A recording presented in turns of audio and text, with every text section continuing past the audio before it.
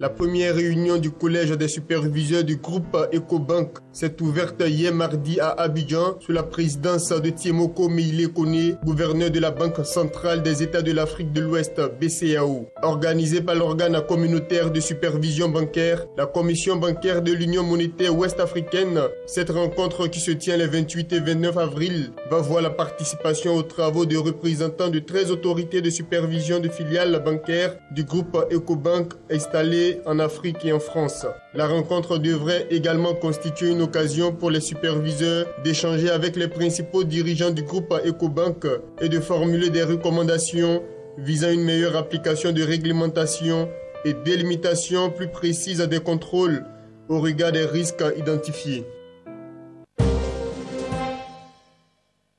Le Premier ministre Daniel Kablan-Duncan a procédé le dimanche dernier à Tengrila au lancement des travaux de construction de la route qui relie la localité de Bolona à celle de Tengrila, distante d'un peu plus de 22 km. Cette route, qui aura 2 bretelles, constitue la deuxième étape de la route Bundiali-Tengrila, frontière Mali.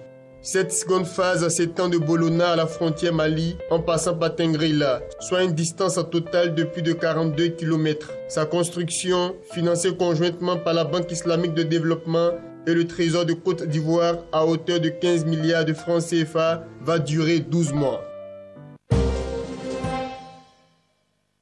Une délégation d'hommes d'affaires britanniques qui souhaitent investir en Côte d'Ivoire a rencontré le lundi dernier à la primature le ministre de l'Emploi, des Affaires sociales et de la formation professionnelle, Moussa Dosso, représentant le Premier ministre en mission. Au terme de cette rencontre, le chef de délégation, Atam Sandou, a expliqué qu'ils sont à Abidjan afin d'échanger avec le gouvernement ivoirien sur les opportunités d'investir quelques 250 millions de dollars, soit un peu plus de 125 milliards de francs CFA dans divers secteurs d'activité.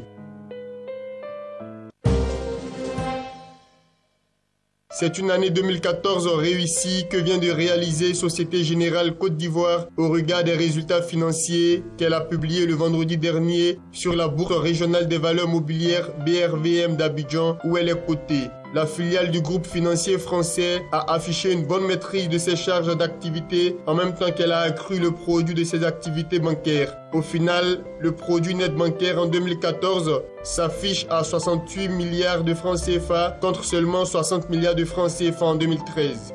Société Générale Côte d'Ivoire a vu son bénéfice net plus que doublé, passant de 13 milliards de francs CFA en 2013 à 27 milliards de francs CFA en 2014.